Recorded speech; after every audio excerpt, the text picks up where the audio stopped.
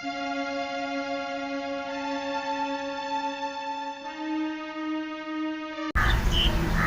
اللہ الرحمن الرحیم۔ السلام علیکم ناظرین، میرا نام ہے زوار حسین اور آپ دیکھ رہے ہیں زوار حسین یوٹیوب چینل۔ آج کی اس ویڈیو میں اہل بیت علیہم السلام کے فرامین پیش کرنے جا رہا ہوں۔ یہ بہت ہی مختصر مگر بہت اہم ویڈیو ہے، تو امید ہے آپ اس ویڈیو کو مکمل دیکھیں گے۔ تو آئیں دوستو ویڈیو شروع کریں۔ فرامین اہل بیت علیہم السلام۔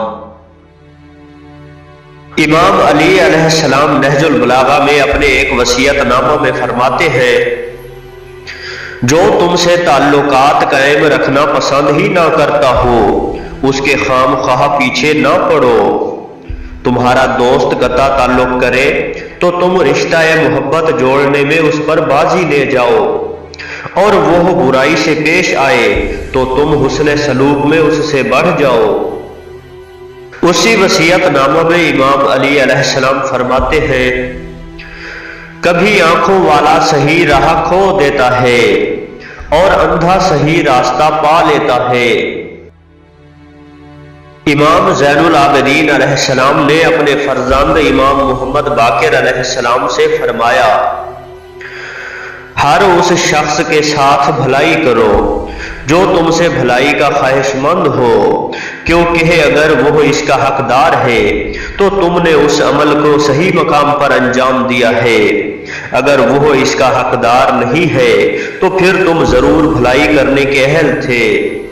نیز یہ کہ اگر کوئی شخص تم کو داہنی طرف آ کر برا کہے اور بائیں طرف جا کر معذرت کرے تو تم اس کی معذرت قبول کر لو۔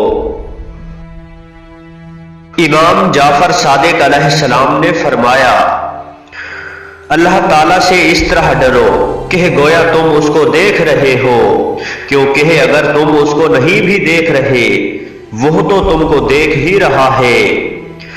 اگر تم یہ خیال کرتے ہو کہ وہ تم کو نہیں دیکھ رہا تو پھر تم کافر ہو، اور اگر تم یہ جانتے ہوئے کہ وہ تم کو دیکھ رہا ہے اس کی نافرمانی کرتے رہے تو گویا تم نے اس کو اپنی طرف دیکھنے والوں میں سب سے حقیر سمجھا ہے۔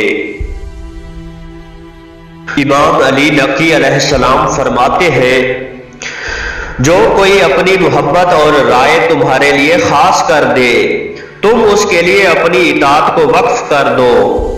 جو اپنے ہی خیال میں منہمک رہتا ہے اس کے شر سے اپنے کو محفوظ نہ سمجھو۔ جو اپنے آپ سے خوش رہتا ہے اس سے ناراض رہنے والوں کی تعداد بہت ہوتی ہے۔ لوگ دنیا میں اموال کے ذریعے پہچانے جاتے ہیں، جبکہ آخرت میں وہ اپنے اعمال کے ذریعے پہچانے جائیں گے۔